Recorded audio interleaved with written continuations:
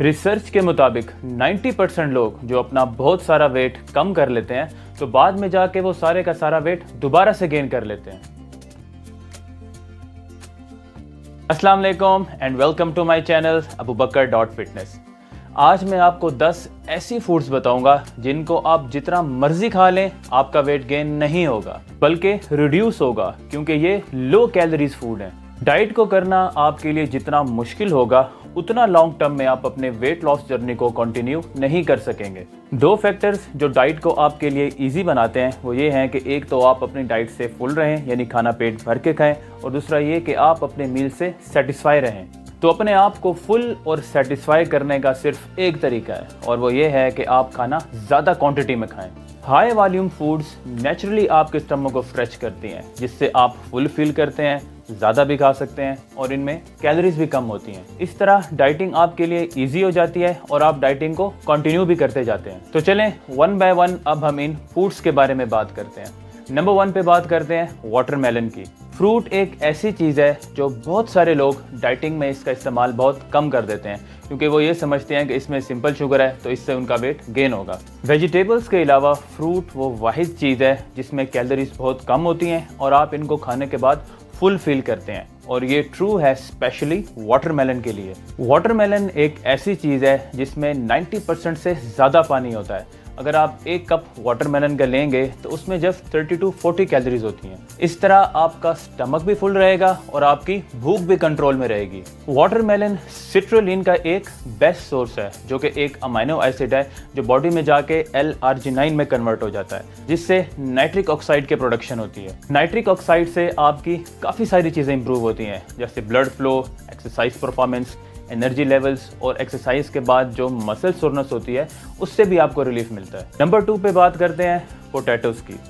बहुत सारे लोगों का जब गोल फैट बर्निंग होता है तो वो पोटैटोज़ को अवॉइड करते हैं। पोटैटोज़ को वेट गेन करने के लिए ब्लेम किया जाता है, मगर ये डिपेंड करता है कि पोटैटोज़ को आप किस फॉर्म में लेते हैं। जब आप बटर, क्रीम चीज़ और मिल्क मैश पोटैटोज़ में ऐड करते हैं तो उससे कैलोरीज का इंटेक बढ़ जाता है। इसी तरह पोटैटोज़ को फ्राई करना या बहुत सारे ऑयल में कुक करने से भी आपकी बॉडी में फैट आएगा। बट अगर आप पोटैटो को ग्रिल करते हैं या ओवन बेक करते हैं या बॉईल करते हैं तो आपको बहुत फिलिंग स्टार्ची कार्बोहाइड्रेट्स मिलते हैं। Potatoes ranked very top on satisfaction index, जिसका सिंपल मतलब ये है कि ये एक्सट्रीमली फिलिंग है। ख़ास तौर पे जब आप इनको स्किन के साथ खाते हैं तो इसमें बहुत सारे फिलिंग फाइबर्स होते हैं। तो जब आप पोटैटोज को सही तरीके से प्रोसेस करके कुक करते हैं तो इनमें बाकी ग्रेन्स की निस्बत हाफ कैलोरीज होती हैं। लाइक अगर आप 100 ग्राम्स बॉइल्ड पोटैटो लेते हैं तो उसमें 75 कैलोरीज होती हैं, जबकि अगर आप 100 ग्राम्स बॉइल्ड राइस लेंगे तो उसमें 130 कैलोरीज होती हैं। नंबर 3 पे बात करते हैं ओट मील की।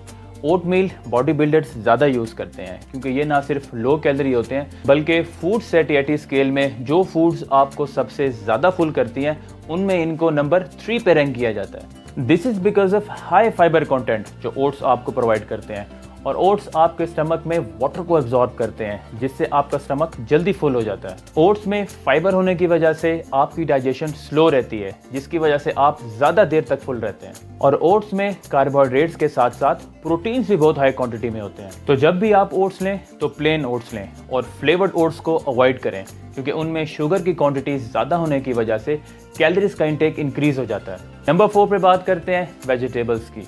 वेजिटेबल्स भी बहुत सेटिस्फाइंग और लो कैलोरीज होती हैं। इनमें खीरा, गाजर और शिमला मिर्च वगैरह शामिल हैं। Vegetables are full of water and they are also full of vitamins and minerals. Number 5 पे बात करते हैं पॉपकॉर्न्स की। पॉपकॉर्न्स भी बहुत सेटिस्फाइंग और फिलिंग होते हैं, स्पेशली स्नैक के लिए, और ये कार्बोहाइड्रेट से बने होते हैं। पॉपकॉर्न्स में फाइबर हाई क्वांटिटी में होता है और इनमें कैलोरीज भी कम होती हैं। एक कप पॉपकॉर्न में सिर्फ 30 कैलोरीज होती हैं, तो पॉपकॉर्न्स को आप जितना मर्जी खा लें आपका वेट गेन होने वाला नहीं है। नंबर 6 पे बात करते हैं स्ट्रॉबेरीज की।